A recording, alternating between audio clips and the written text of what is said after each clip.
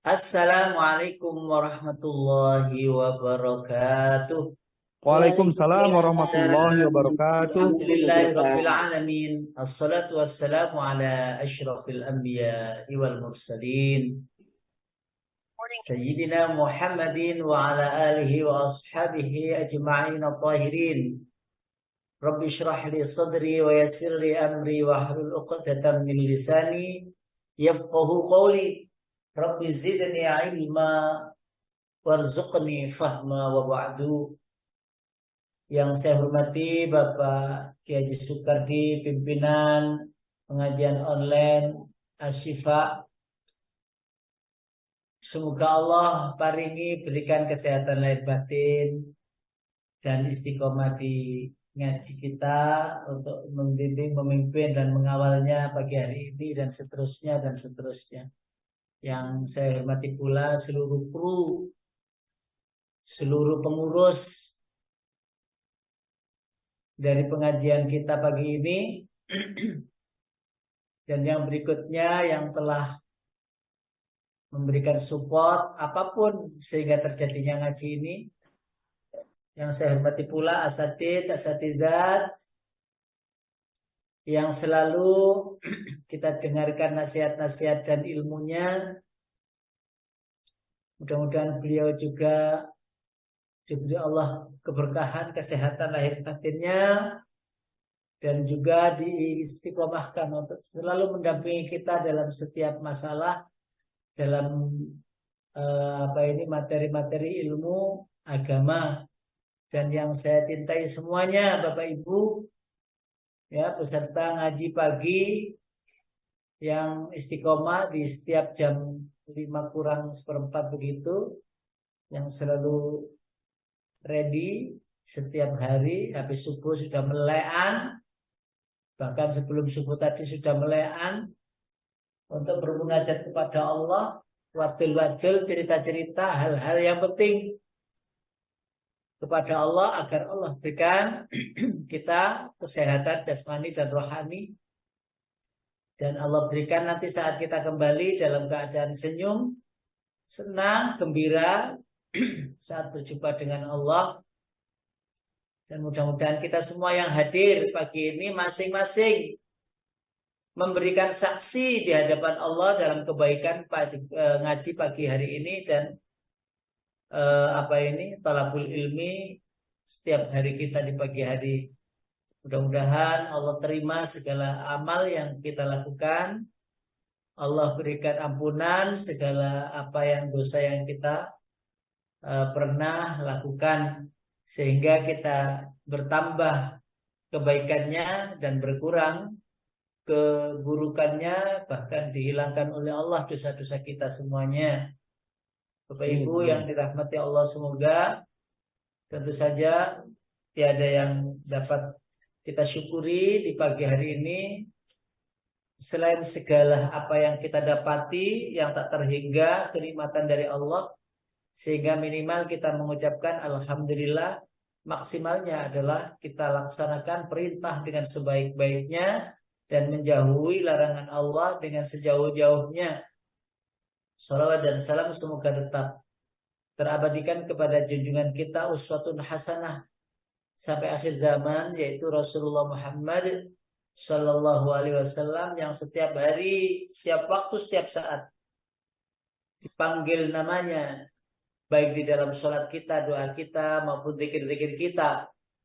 Bahkan dikunjungi seluruh umat Islam sedunia, ya, di raudhahnya sana, di taman-taman surga yang ada di Madinah Al-Munawwarah, di Masjid Nabawi. Banyak yang ke sana sampai sekarang berdesakan ingin masuk di area raudhah agar tercatat masuk ke dalam raudhah dan masuk ke dalam surga. Amin. Semoga kita semuanya bisa menikmati indahnya raudhatul jannahnya Rasul di Madinah dan jannahnya Allah di surga. Semoga amin. Ya Rabbal alamin. Amin. Bapak Ibu yang dirahmati Allah, pagi ini kita nyelinap sebentar, mengingat ini sebenarnya sudah sampaikan, tapi lama sekali materi ini saya sampaikan. Ya, cuman kita ini kok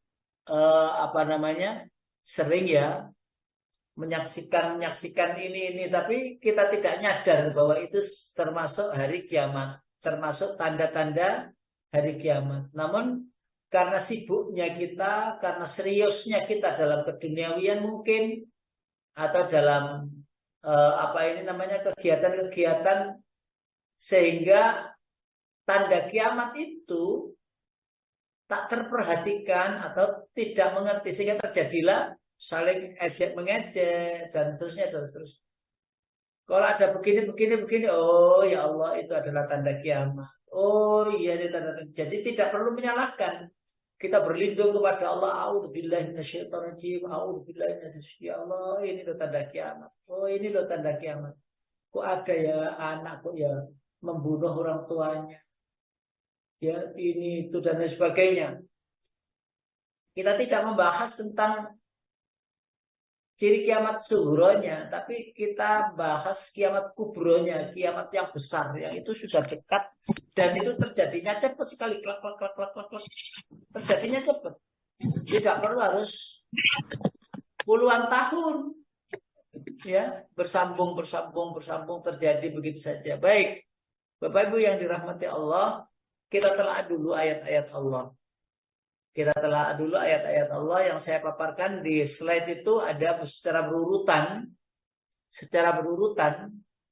Itu saya sampaikan mewakili saja. Sebenarnya kalau kita baca surat ayat-ayat dalam Al-Quran mulai ayat 28, surat atau juz 28, juz 29, 30, itu bahasannya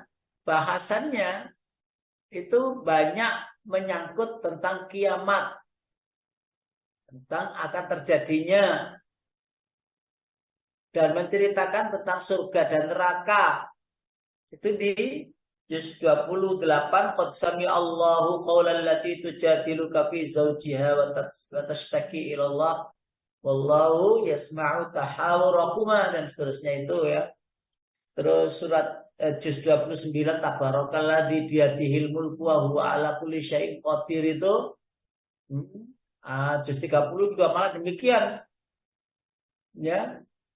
Yaitu surat An-Naba itu amma yatasaalun anin naba'il 'adzim, dan seterusnya itu tentang kiamat juga. Dan pernah juga saya sampaikan begini Bapak Ibu, ayat yang membahas tentang kiamat itu pendek-pendek.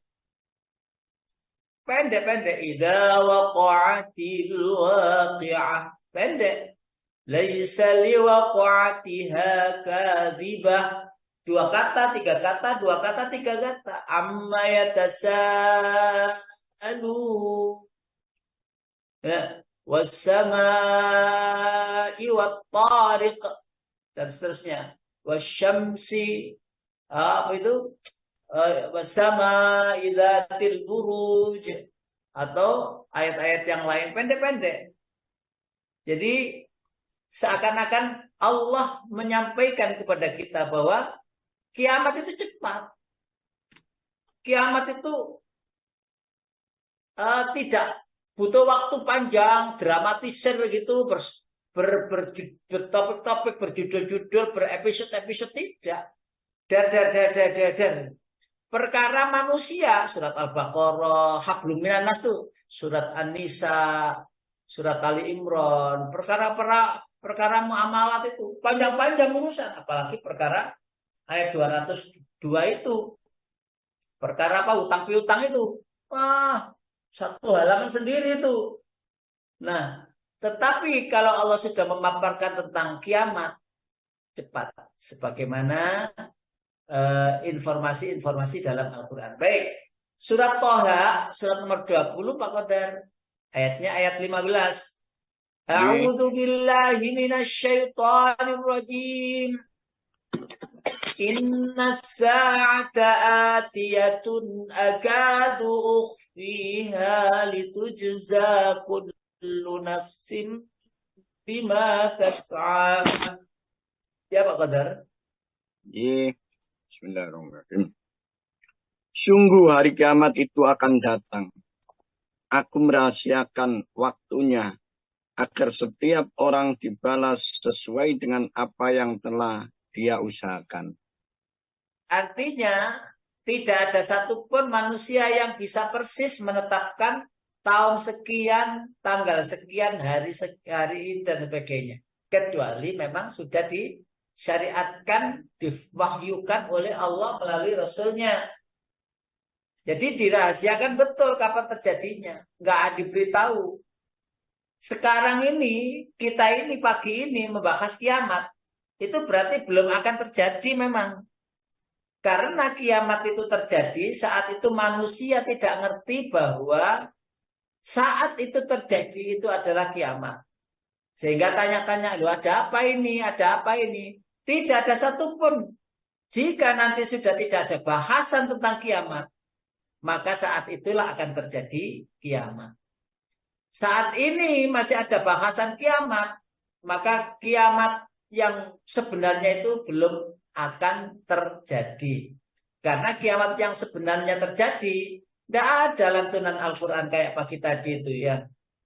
La yaslaha illal ashqa. Tidak memasukinya kecuali orang-orang yang durhaka, kecuali orang yang melampaui batas dan seterusnya. Jadi informasi apapun tentang kiamat tahun berapa sesungguhnya akan terjadinya itu Allah lah yang tahu. Ini yang pertama.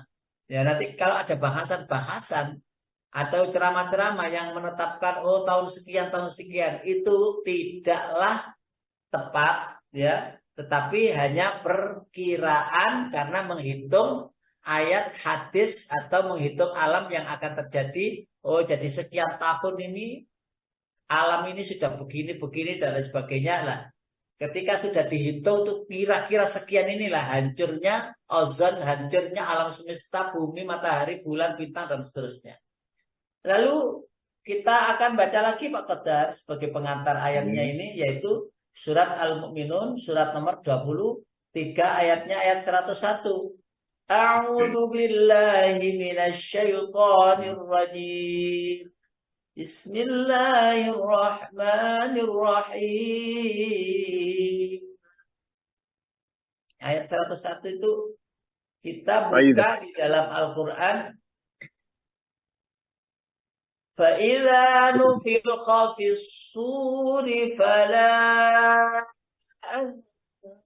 أَنْسَابَ بَيْنَهُمْ يَوْمَئِذٍ وَلَا يَتَسَاءَلُونَ. Oke, Pak. Apabila sangkakala ditiup, maka tidak ada lagi pertalian keluarga di antara mereka pada hari itu, yakni hari kiamat. Dan tidak pula mereka saling bertanya.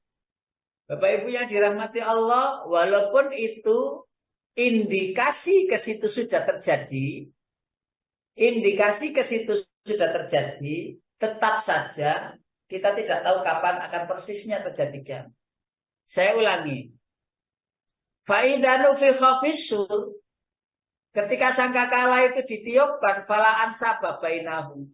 Tidak ada nasab, tidak ada pertalian. Jadi apakah sekarang itu persaudaraan itu masih rukun-rukun aja? Oh, berarti masih istilahnya tidak akan terjadi kiamat. Tetapi kalau nanti itu sudah hidup itu sendiri-sendiri, wis dulur gak duluran, main HP dewe-dewe, ngereken awake dhewe angel apa meneng ngereken apa iso ngereken dulur liya kanca dan lain sebagainya. Kalimat itu sering kita dengar.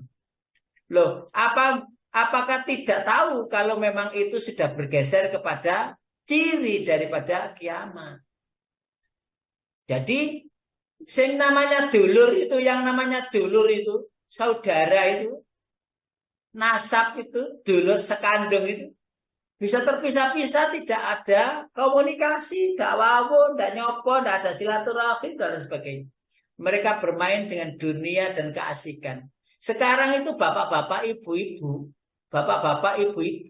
itu nggak ada yang sedih, nggak ada. Karena sudah punya permainan tipis-tipis itu yang namanya HP. Jadi mereka kalau nggak ada teman ya sudah yang menemani itu HP dan guyu-guyu dewe, kekel-kekel dewe gitu. Nyaman di zonanya sendiri-sendiri. Yang namanya persaudaraan itu udah hilang. Karena apa? Dipermainkan dunianya. Ya itu tidak menghancurkan orang yang nggak waras. Orang yang waras saja bisa habis. Jadi tengok-tengok di pos gitu ya, itu ketawa-ketawa kita lihat itu waktu itu goyang-guyu dewe ternyata orang sing guyu-guyu Allahu Akbar. Loh gitu itu dengan istrinya gak iso guyu-guyu. Gitu dengan saudaranya itu gak iso akrab guyon-guyon gitu nggak bisa. Tapi dengan HP-nya dia itu bisa guyu-guyu, kekel-kekel itu melihat HP kan lucu itu. Loh, apakah itu tidak dianggap sebagai cirinya? Bisa terjadi. Fala ansa babainahum yauma idin walayatasa alun. Pada hari kalau sudah terjadi betul nemen gitu. Wes tidak ada yang namanya saudara dulu itu tidak ada. Engkau kamu, aku, kamu. Jadi kehidupan yang sangat miris ya sudah tidak ada lagi yang namanya silaturahim, nggak ada. Ya nggak ketemu. Nasabnya itu bahkan dia itu tidak mengerti kalau menikahi sedarah. Karena apa? Karena tidak sambung. Pertalian nasab itu tidak tersambungkan. Jadi tidak tersambungkan, tidak bisa silaturahim. Sehingga sampai dulurku apa gak itu tidak tahu. Sampai saudaraku apa tidak itu tidak tahu. Sehingga terjadi sedarah itu menikah karena nasabnya sudah tidak terdeteksi lagi. Nah, bukankah itu diantaranya?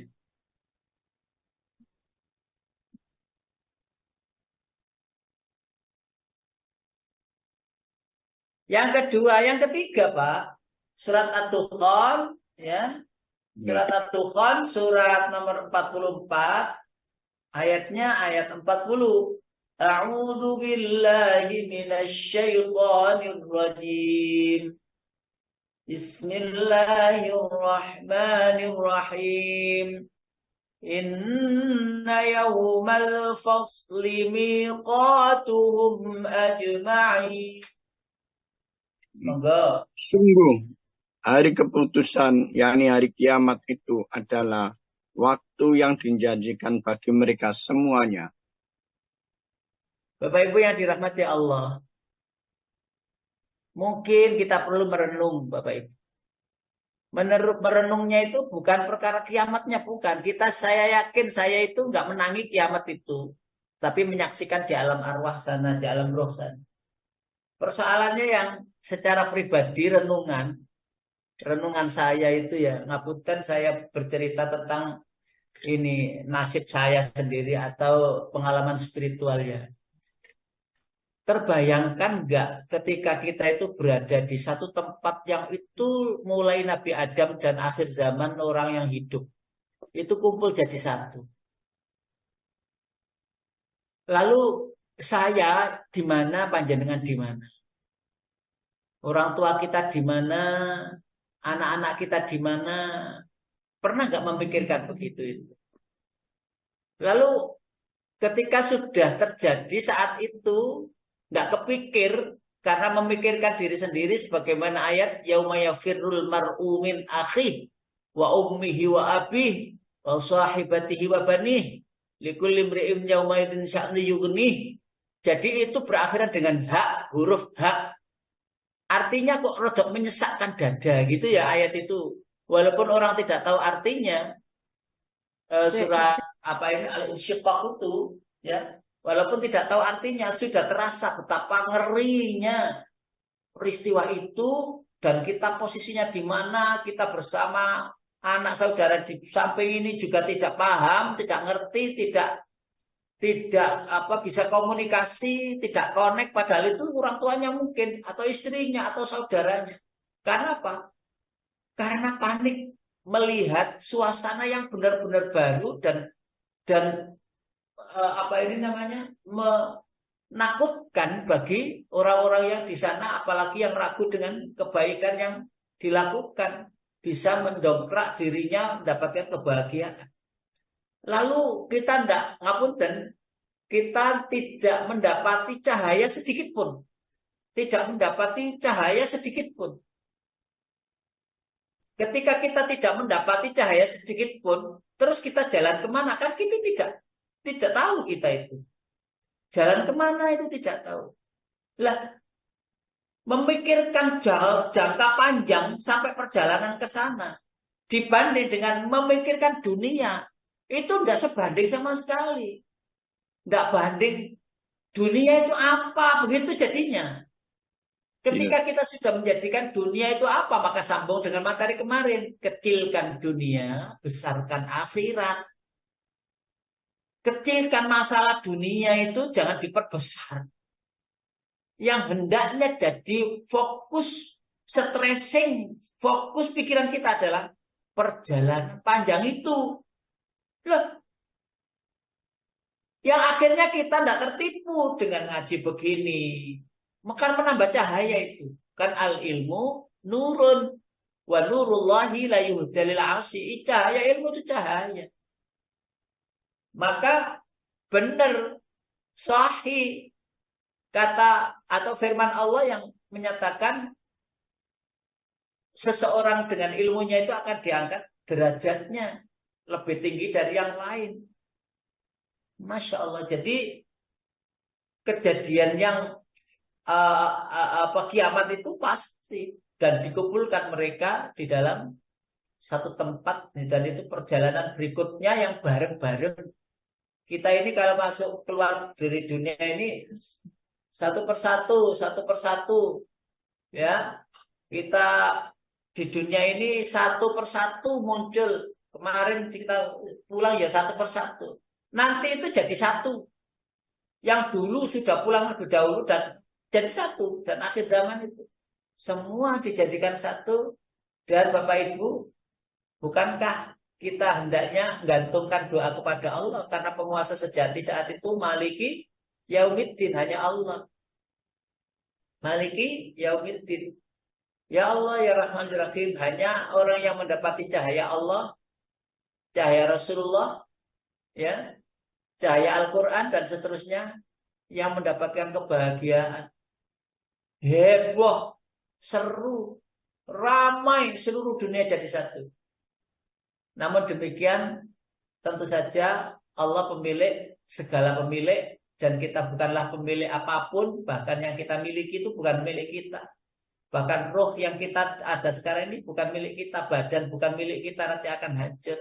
Apalagi yang lepas dari badan kita, harta kita, mobil kita, rumah kita, dan sebagainya. Enggak sama sekali. Nah, ini hendaknya kita pikirkan sebelum terjadinya kiamat dan seterusnya. Nah, Bapak Ibu yang dirahmati Allah,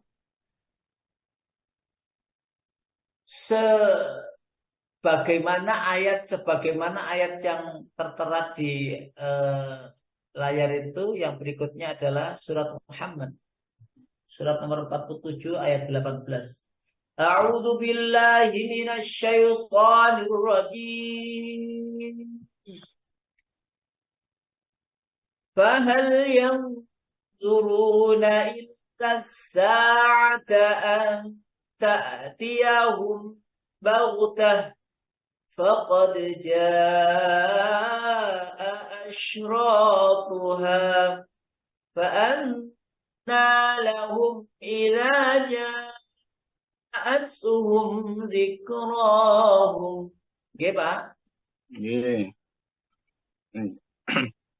Maka apalagi yang mereka tunggu-tunggu selain hari kiamat, yang akan datang kepada mereka secara tiba-tiba.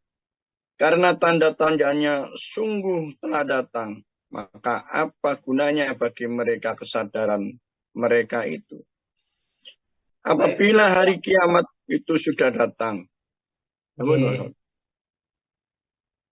Bapak Ibu yang dirahmati Allah, syarat-syarat kiamat itu telah datang. Asyratuha, syarat-syarat asyratuha, tanda-tandanya.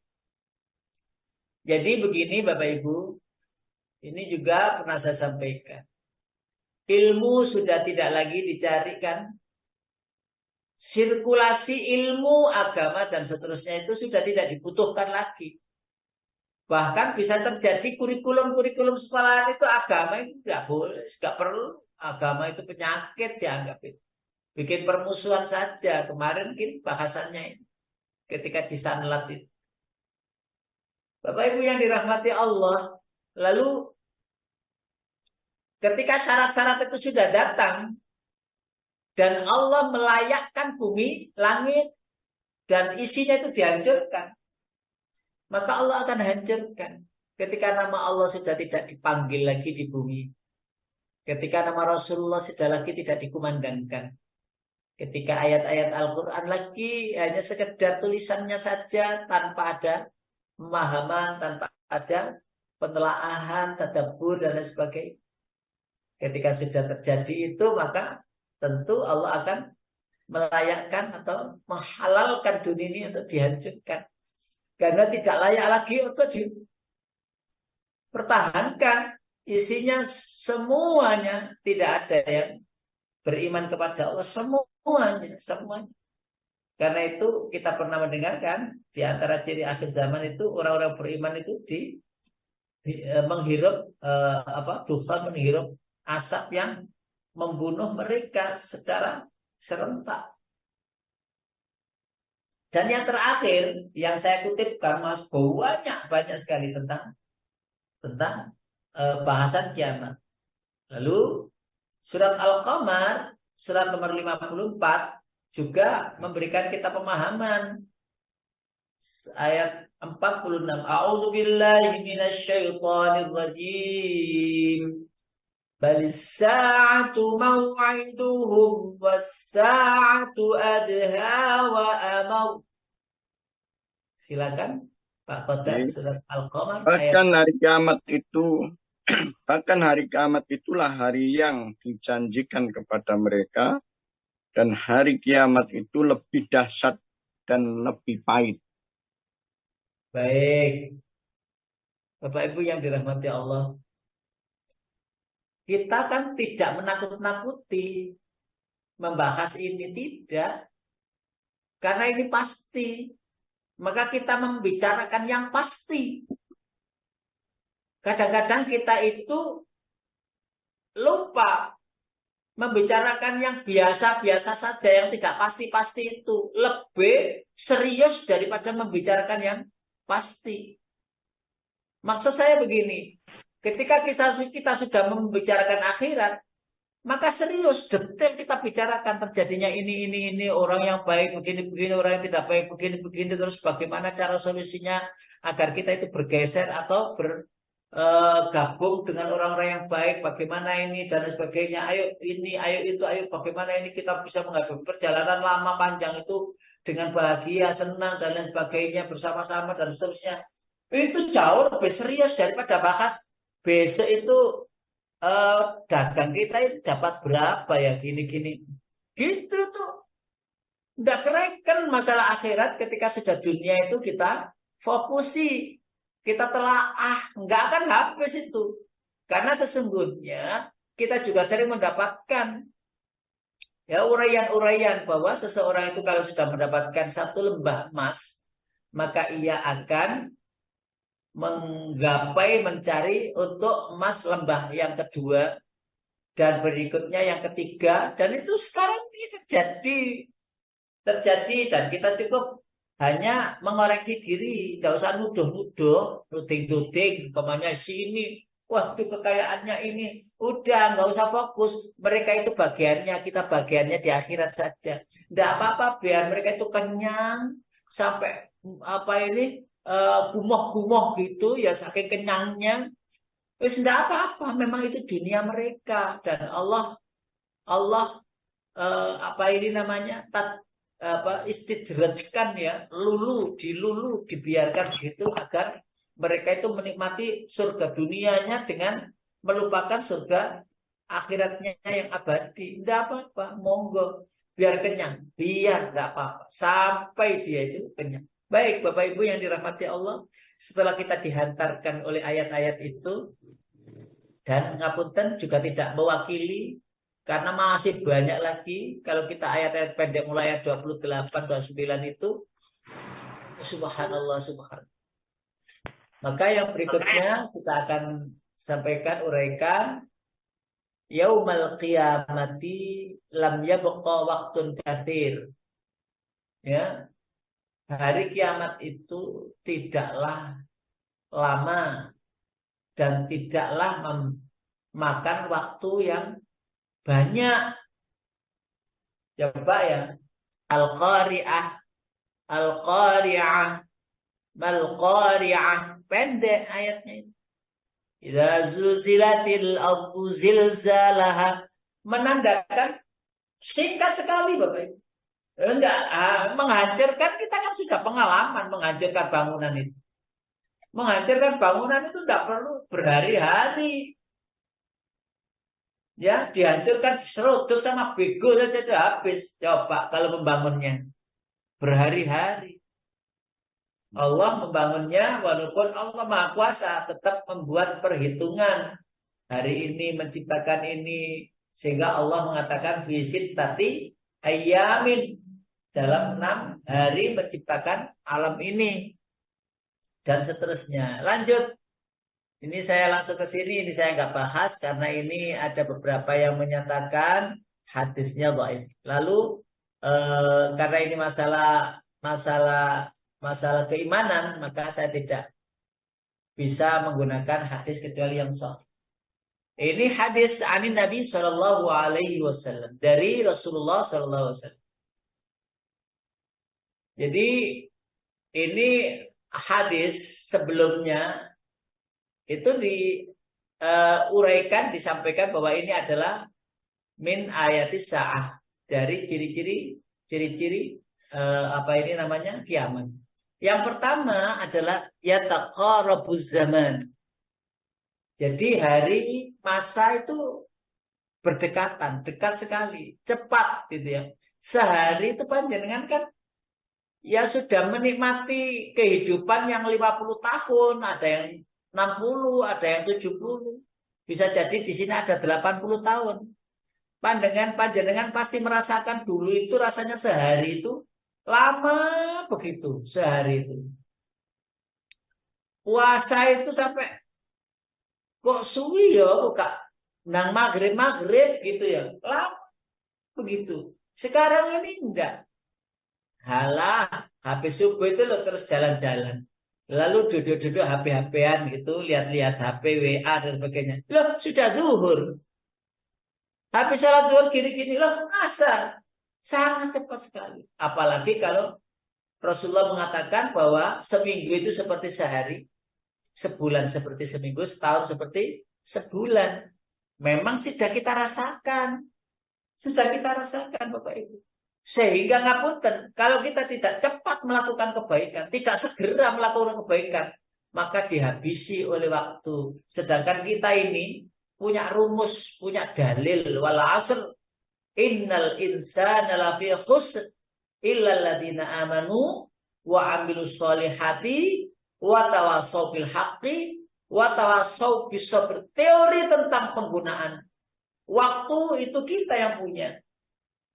Maka jangan sampai waktu yang tersedia itu tidak tercukupi untuk makanan rohani kita berupa ilmu pengetahuan, berupa ibadah-ibadah dan seterusnya. Jadi merasakan kita, dan ini sering kita dengar.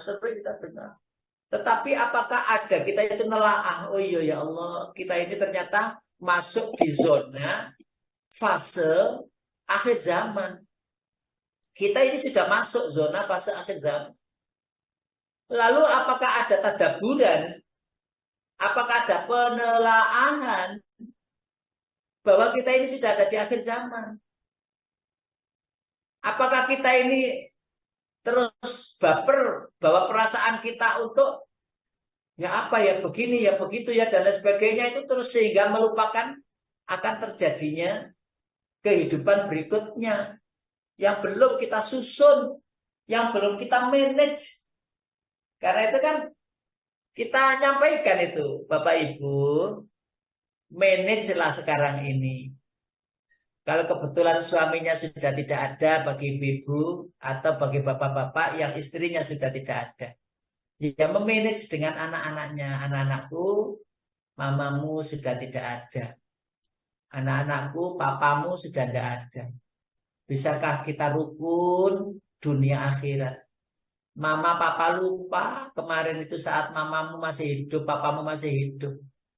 Lupa pesan-pesan begini ini.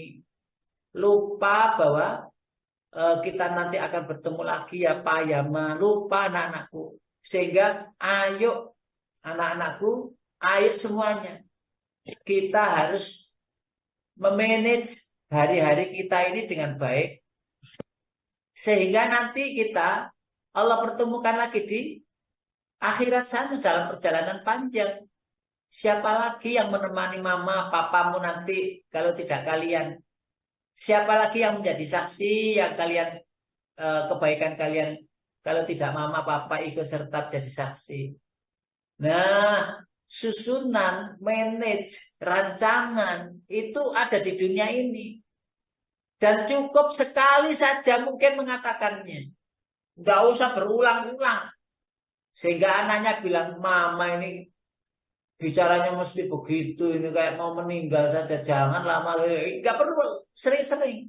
Yang penting sudah kita bicarakan. Dan ngapunten bukankah bicara itu sudah dicatat oleh malaikat. Raqib dan Atid. Sudah dicatat. Nah catatan itulah yang nanti akan kita temui di akhirat. Catatan apa? Catatan rancangan berjumpa kembali sekeluarga di akhirat. Gitu. Setengah pitu loh. Manage dunia itu detail gitu. Pointer. Makanya ada ayat kan. Ya, ada ayat di dalam Al-Quran itu disebutkan.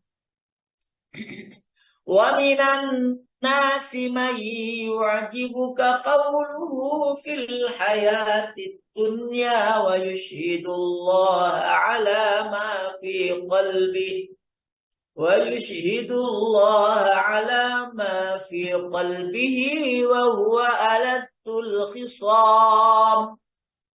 Pak Qadar, ayat itu bisa ditemui di surat Al-Baqarah ayat 204. Surat Al-Baqarah ayat 204. Di sana disebutkan itu wa minan nasi mayu'jibuka, ini perihal tentang bagaimana pinternya kalau perkara dunia. Loh, kok gak bisa pinter dalam masalah akhirat, manajemen akhirat. Kalau perlu kita belajar manajemen akhirat. Kalau manajemen keuangan dan sebagainya itu harus balik-balik. Oh enggak, Pak? Yeah. Dan di antara manusia ada yang pembicaraannya tentang kehidupan dunia mengagumkan engkau Muhammad, dan dia bersaksi kepada Allah mengenai isi hatinya, padahal dia adalah penentang yang paling keras. Padahal dia penentang yang paling keras. Bapak Ibu yang dirahmati Allah, pintarnya itu perkara dunia dan itu menjadi kebanggaan.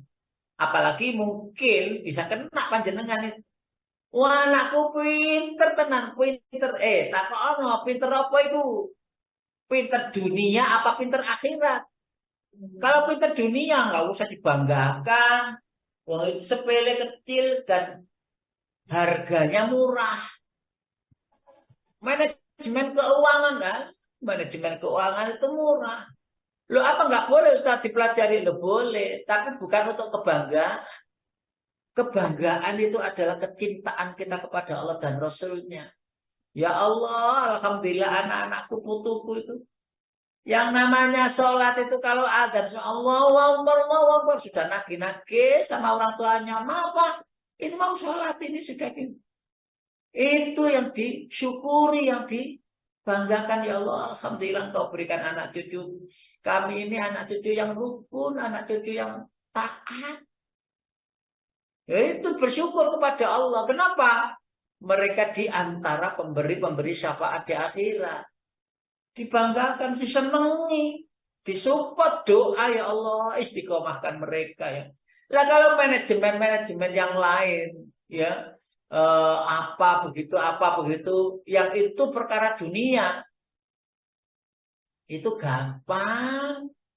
Gampang, banyak yang bisa mempelajari. Yang sulit, yang tidak gampang itu adalah menelaah Al-Quran, menelaah hadis untuk jangka panjang perjalanan berikutnya. Allahu Akbar walillahil hamd. Masya Allah, ya Allah, ya Rahim. Baik, zaman sudah dekat. Saling berdekatan. Hari ini, kita ini sekarang ini baru ngobrol-ngobrol gini, waktunya sudah sekian loh. Ya apa saya kok mau habis ini? Belum lah, nanti kita akan lanjutkan lah kalau nggak tutup. Wayang kusul ilma. Wayang kusul ilma. Ya, berkurangnya ilmu. Dan akan ditarik oleh Allah ilmu itu ke langit. Utamanya ilmu-ilmu agama. Sehingga seseorang itu tidak pandai dalam ilmu agama, tapi pandai dalam ilmu dunia. Wayang kusul ilma, berkurangnya ilmu. Goni pengajian itu ada pun tempat pengajian itu saling sudut menyudutkan, saling membid'ah-bid'ahkan, saling menyesat-nyesatkan, saling mengkafir-kafirkan gitu. Sehingga sirkulasi ilmu itu tidak menjadi kedewasaan dan menjadi orang lebih hikmah, lebih bijaksana dalam memilih dan menelaah. Justru menjadi permusuhan. Jadi bagaimana kok tambah permusuhan tambah dimunculkan? Sudah akhir zaman loh. Sudah akhir zaman loh. Kok bahasannya itu masih itu saja, masalah kunut, masalah tahlilah. Aduh, itu masalah kecil-kecil begitu itu. Kenapa tidak masalah? Al-Quran yang orang sana Eropa sudah sampai ke langit, orang Islam kita punya ya nggak ke langit-langit, masih di bumi saja, duduk termenung dan ngopi ya di warung-warung kopi pemuda-pemuda Islam. Nggak ada penelaahan itu. Loh, terus kita itu sedih itu, ya sedih. Walaupun kemasan sedih itu dinetralkan oleh pengetahuan kita, oh iya ya ini sudah akhir zaman. Oh iya ya ini memang sudah mau kiamat. Ya memang begitu. Nah, bagaimana kita ini bisa menjaga diri, sembunyikan diri, keluar-keluar hanya untuk cari ilmu, menambah penelaahan ilmu, menambah penelaahan saya tidak ngajak panjenengan. Saya tidak ngajak panjenengan untuk atau agar ikut di tur Asia itu yang tepat kita disebut oleh Bu Sri ya, Sri Westri. Jadi ngapunten. Pernah ini juga saya bahas di situ. Saya hanya mengenalkan begini loh Bapak Ibu. Indonesia itu muslimnya itu mayoritas dan terbesar dunia. Ya ini tidak masuk ciri-ciri kiamat. Tapi Indonesia dengan besarnya umat itu tidak memiliki tidak memiliki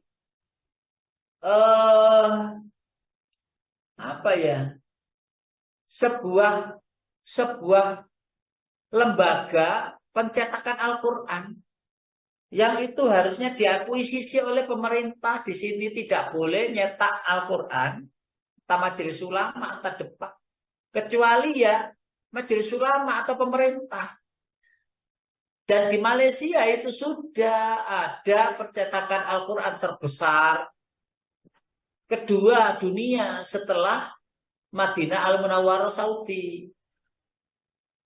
Di situ dulu itu akhirnya saya tertarik. Ngapain juga ke Thailand, ke Malaysia, apa ke Singapura itu ngapain dia? Indonesia masih bagus, lebih bagus. Masjidnya jauh lebih bagus, rekreasinya pun juga jauh lebih bagus. Tetapi begitu ada kata-kata ajakan itu, ini ada percetakan Al-Quran terbesar di Malaysia itu Ustaz. Lalu saya tertarik, karena apa? Memang fak saya di situ. Jurusan saya di situ. 5 hal paling tidak yang harus saya peroleh. Mereka Malaysia itu nyata itu pakai rosem apa? Rosem Usmani apa rosem Imla'i? Lalu yang kedua, dipakainya tulisan itu khot apa? Kan belum pernah kita melihat cetakannya Malaysia di Indonesia, atau kita pernah melihat. Tidak pernah, saya pun juga. Nah yang ketiga, selain khot itu, bagaimana mereka menjilid, memproses tulisan itu? Kalau boleh, saya nanti kalau boleh, saya minta file soft copy-nya. Walaupun waktu itu nggak boleh. Yang keempat, berapa eksemplar dicetak itu, percetakan sebesar itu, kita bisa komunikasi.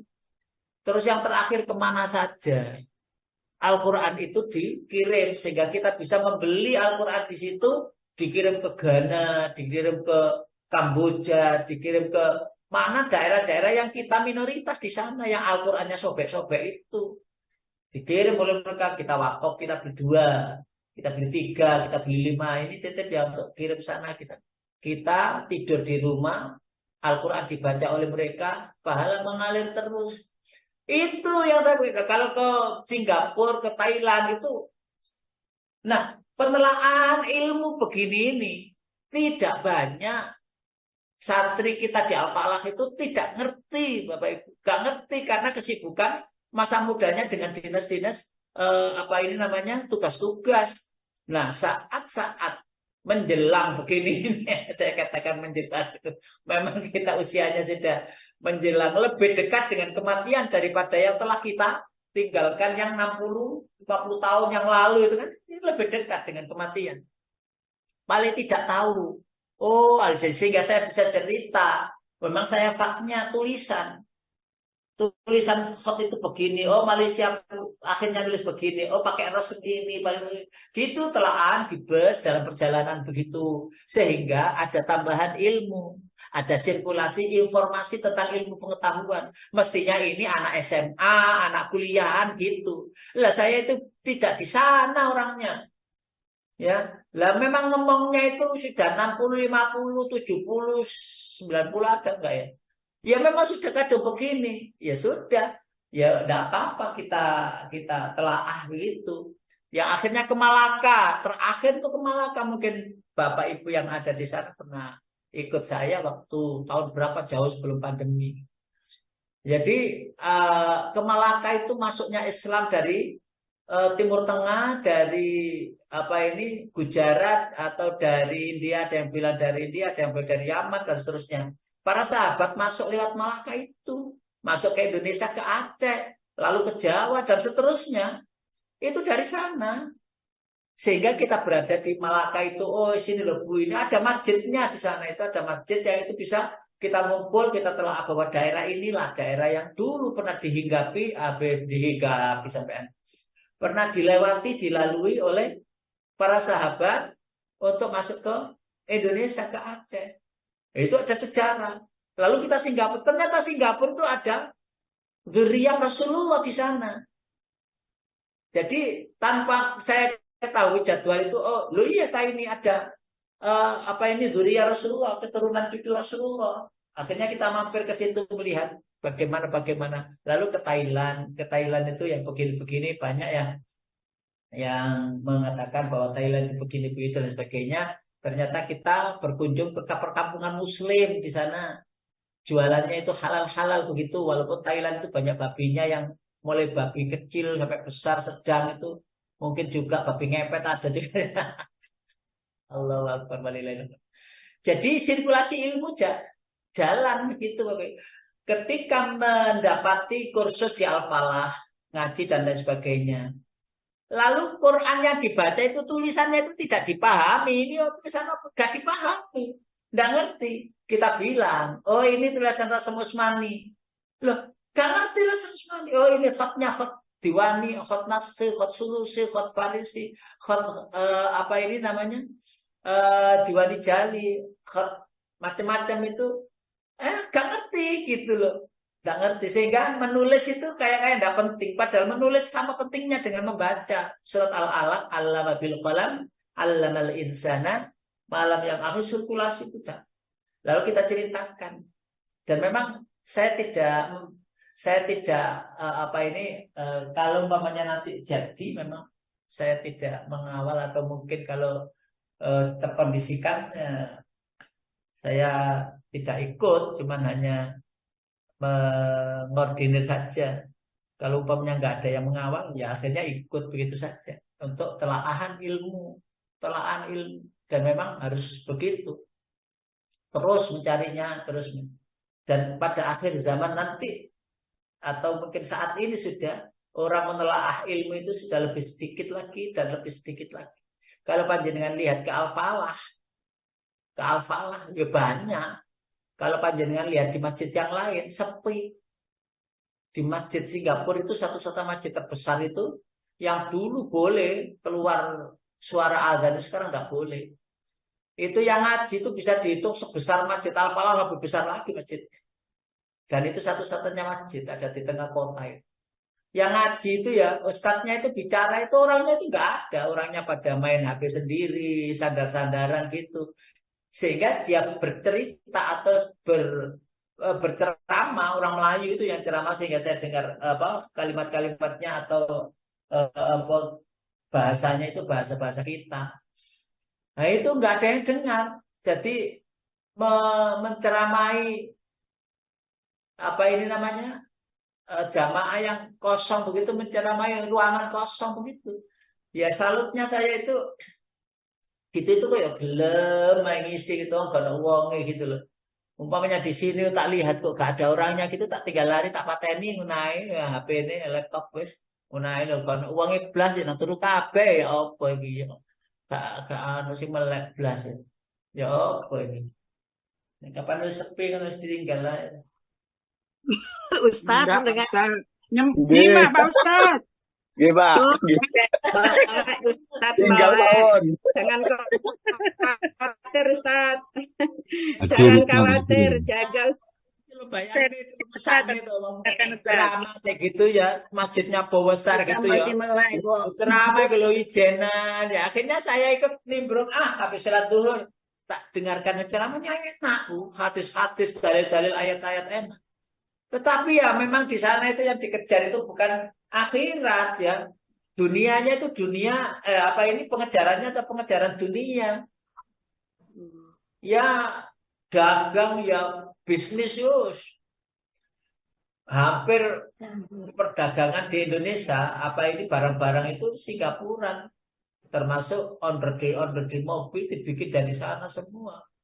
Dan orang Malaysia banyak bekerja di sana karena jauh lebih tinggi bayarannya daripada di Malaysia sendiri. Jadi Singapura itu kalau memberi bayaran luar biasa, pakai bayar dolar itu. Sementara ini kita akan bahas tambahan besoknya ya, episode yang kedua. Pak Edi cukup sampai di situ, nggih. Bapak Ibu, nggih. Kita akan lanjutkan di season yang kedua besok untuk bagaimana kita menelaah ini. Dan tidak ada selesainya kita mencari ilmu. Monggo semangat, monggo doakan kita semuanya, asatid, dan asatid insya Allah akan mendoakan panjenengan, mudah-mudahan panjenengan istiqomah di pencarian ilmu sampai akhir hayat. Amin insya Allah. Amin, amin ya rabbal alamin.